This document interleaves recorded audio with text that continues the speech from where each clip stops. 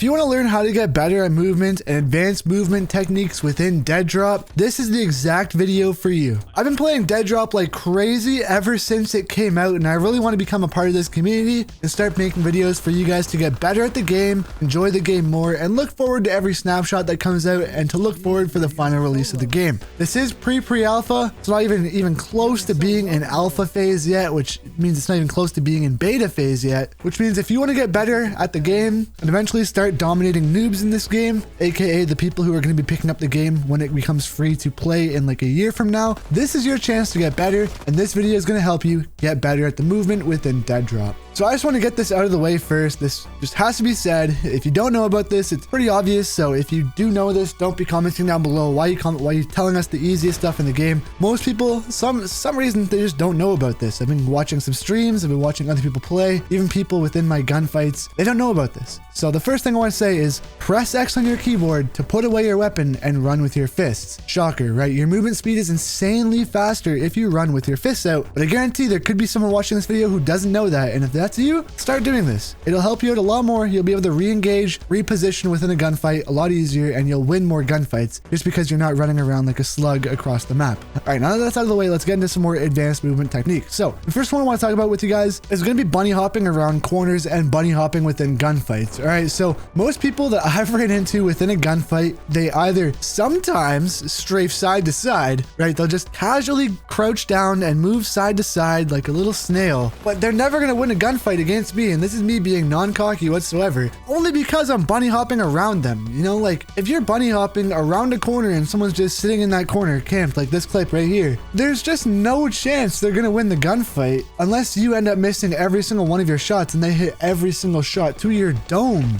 It's just not possible, right? Because they're gonna have a harder time hitting you. Your accuracy, your aim is probably gonna be a little bit dialed in at this point if you're already working on advanced movement techniques. So you should have this gunfight in the bag, right? Like it should be easy for you. So every corner that you go around, bunny hop. If you want to bunny hop, you're going to start your jump right at the corner. And then once you land, you're going to keep that momentum by going in the same direction that you started your jump in and jumping again. You can bunny hop in all 360 degrees. And just to tell you guys basically a little bit more of a demonstration, say I'm moving left. I'm holding my left arrow key on my keyboard and I'm going around that corner. Essentially, you're going to be moving forwards and you're going to be holding the forwards and left arrow key at the same time. And then once you get into that jump, you're going to take your finger off of the forward arrow key and hold the left arrow key because you're going in the left direction. Once you land, hit spacebar again to jump a second time, and you will then be able to keep that momentum going. You can carry this further by bunny hopping 3, maybe even 5 times if you really want to, and the space around you allows you to do that. But essentially, your bunny hop is going to be helping you win more gunfights. Let's get into the next tip. The next tip here that I have for you guys is going to be allowing you to reposition off of the zipline and to get onto the zipline a lot easier. I actually came over this basically just off of luck because I was getting shot at pretty badly and I had to go towards the extract from cranes, and it actually worked. I was pretty confused. I was doing this before by just falling on top of the actual zipline rail and then going on top of it. But what I want to talk about is how you can get onto a zipline from any height other than being below it, as well as how to get off of a zipline while keeping that momentum from the zipline. So the first part, this is very similar to Apex Legends, by the way. I've put thousands of hours into Apex and I made so many videos on Apex Legends. So movement and momentum to me is a very big thing in video games, and Deadrop has unbelievable movement even for pre-alpha. So essentially, if you are falling directly over top of a zipline, this is a vertical based shooter, so there is a lot of verticality in the map, meaning you can do this at a lot of locations throughout the map. Say you're in a gunfight, or say you just want to close the distance with someone way below you. For example, say you're on helipad and you see someone across the way on the side of the map underneath the sky bridge, and you want to close that gap, close the distance between you two without having to run all the way down helipad, down across the bridge, or even down towards the zip line, which might take you a minute just to get over there, where he'll probably run away, maybe even take the ladder all the way up to the top of the atrium to the super elevator. There's no need for that. You can just jump straight off of the helipad onto the zip line. This works with any other zip line. If you are directly above a zip line, or maybe even beside it, and you just want to get down to the zip line, simply just take a leap of faith, jump off of the ledge that you are standing on,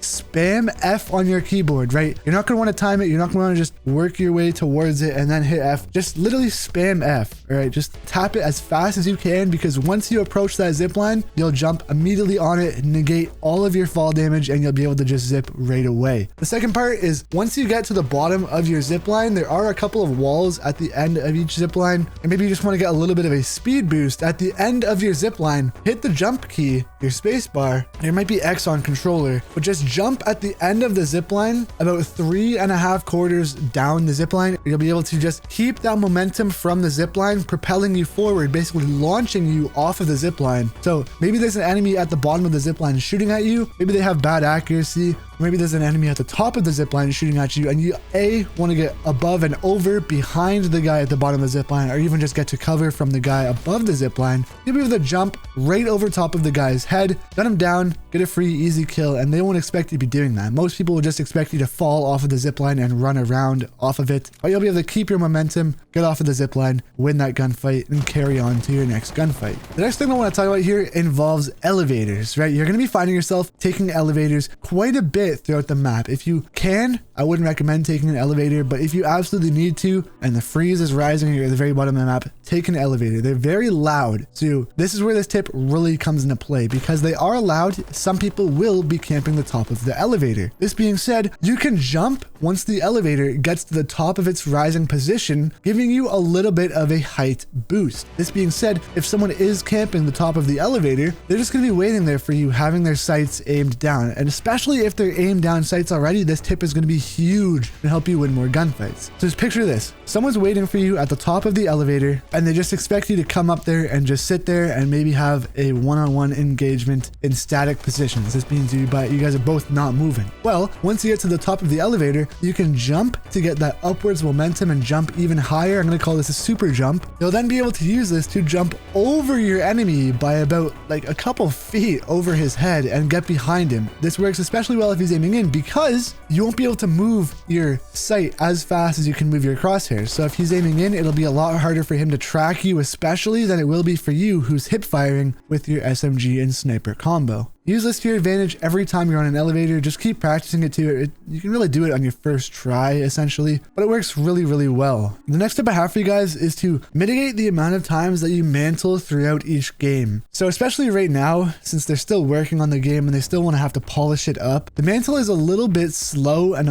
it's kind of just clunky, right? I'm not a big fan of the mantle. However, there are a lot of ledges and railings, especially on stairs. If there's a stair railing, I highly recommend just climbing up the stair railing instead of the stairs, because you'll be able to have the jump on an enemy who's standing up there. Most people won't actually expect you to be running on the top of the railing. They'll expect you to just be running on the steps of the stairs. So take the stair railing. But this being said too, if you're on the hexagon building beside the helipad, there's a ledge at the very top that you can jump onto, but if there's an enemy looking at you already and you're stuck in a mantle animation, you're probably going to get killed just by doing that. But in order to mitigate the mantle, just jump a little bit before the ledge and you'll be able to jump and land directly on top of the ledge instead of having to go through that mantle animation. This is very useful because it allows you to still have your gun up and gun in hand. And you can even pre-ADS while you're in midair and aim down towards an enemy below you or even in front of you. This will allow you to flip the position and get to different points of cover around the map in a close range gunfight if there is a ledge for you to go off of, especially if you're pushing someone and there's really not that much cover in front of you, but there is a ledge. You'll be able to maybe jump on top of the ledge and then jump over top of the enemy's head just because you have that little bit of extra height to perform that jump, which will allow you to win more gunfights. The last tip I have for you is to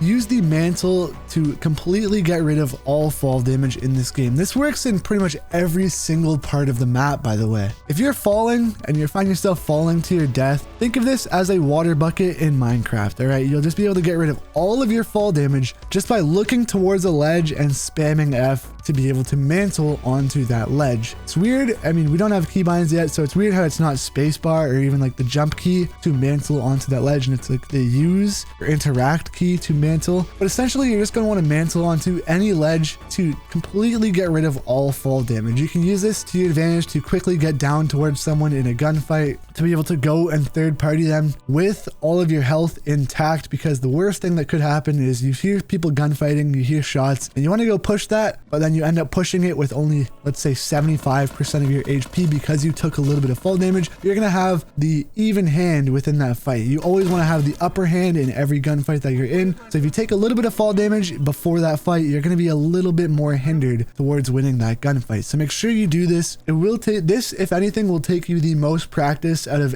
anything on this list. Make sure you're using this to your full advantage. And the last thing I want to go over, if you did play Apex Legends, this is a pretty obvious tip because you will know this already. If you are sliding, so the slide in this game, you can slide cancel, you can slide and then jump. I don't recommend slide canceling by sliding and then pressing the slide key again. It just slows you down. You'll be able to just slide hop, much like Apex Legends, to boost your momentum. However, similar to Apex Legends, there's a lot of hills in that game, so there's really not that many hills in this game yet. But if you're going down a ramp or going down a set of stairs, you can hold the slide key to then carry that slide all the way down that downward slope to keep that downward momentum in your favor. You're not really going to be using this a whole heck of a lot, but it will help you to keep your momentum and to move faster throughout the map because it will help you and to progress this a little bit further. When you do get to the bottom of that stair or ramp, right before you get back to ground level, perform a jump to boost yourself going in the forward direction just a little bit more to then give you more speed throughout the map. If we get keybinds and we're able to then bind our move forward button to a secondary action via the scroll wheel forwards and sideways, I definitely can see a situation where we will be able to tap strafe within this game. And if we're able to tap strafe within Deadrop, oh my goodness, it's going to be incredible. It's going to be incredible if we're able to tap strafe in this game. I really hope so. We'll have to wait and see. Hopefully they release keybinds within Snapshot 6. We'll have to wait and see. But if you guys did find this video informative, if you found it helpful, please feel free to drop a like down below and make sure you're subscribed to the channel because we're going to be releasing a ton of Deadrop content on this channel all the way up until release and all the way up until Snapshot 6, 7, 8, 9, all the way up until the full release of this game. I love speculating the future. I love talking about everything about Deadrop. I'm really thankful to be a part of this community and to see how this game goes within the future. Thank you guys a lot and have a wonderful rest of your day.